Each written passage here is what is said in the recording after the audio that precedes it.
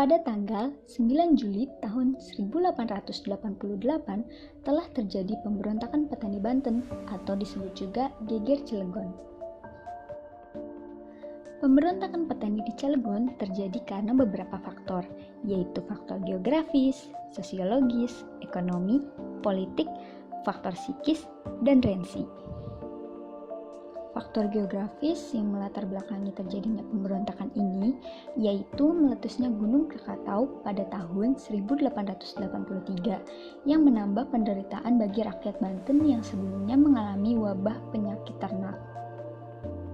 Selain meletusnya Gunung Krakatau, ada juga kondisi geografis, yaitu terbagi duanya wilayah Banten, Banten Selatan dan Banten Utara.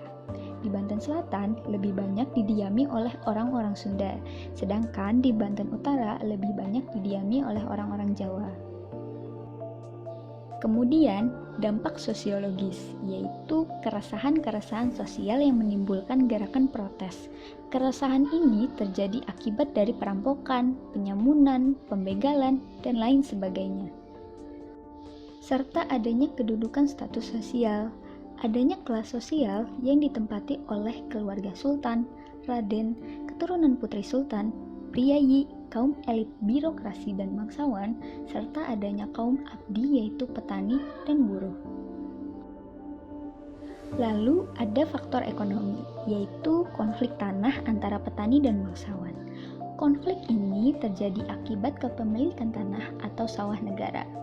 Kaum bangsawan mengemukakan alasan bahwa itu adalah hak mereka karena telah menggarap sawah negara. Serta adanya wajib kerja bakti. Wajib kerja bakti ini sama halnya dengan kerja paksa bagi kaum rakyat jelata.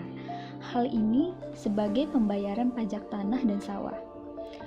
Kerja paksa ini dilakukan oleh kaum abdi maupun kaum mardika. Faktor politik yang melatar belakangi terjadinya pemberontakan ini yaitu adanya elit bangsawan. Setelah Kesultanan Banten runtuh, banyak bangsawan yang mencoba memberontak untuk membangun kembali Kesultanan Banten. Serta adanya elit agama. Kaum elit agama selalu menempati kebijakan yang dikeluarkan pemerintah Belanda dan mempunyai kedudukan yang strategis dalam politik. Kaum agama berperan besar dalam menentukan kebijakan menurut Islam. Kemudian, faktor psikis dan rensi, yaitu adanya golongan tarekat. Golongan tarekat ini mengorganisasikan gerakan keagamaan dan mendoktrinisasi tentang cita-cita agama Islam.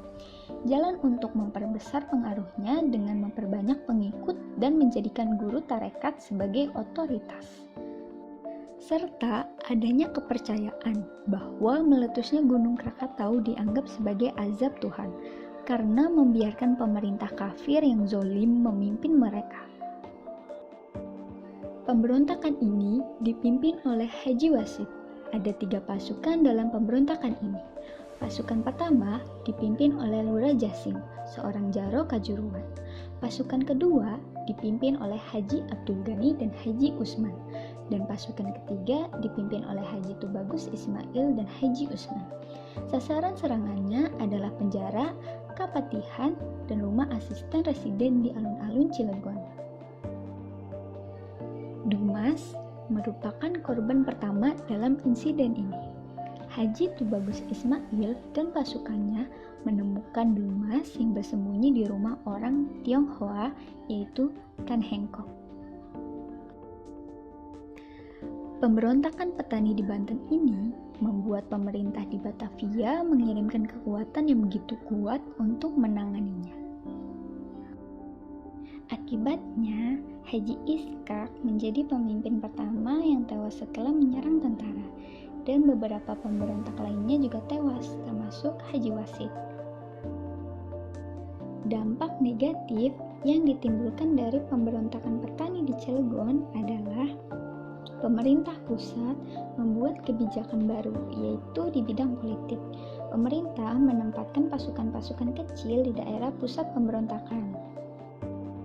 Selain dampak negatif, ada juga dampak positif yang ditimbulkan dari pemberontakan petani di Banten, yaitu menumbuhkan rasa cinta tanah air, mempererat tali persaudaraan, dan memiliki harapan hidup yang lebih baik.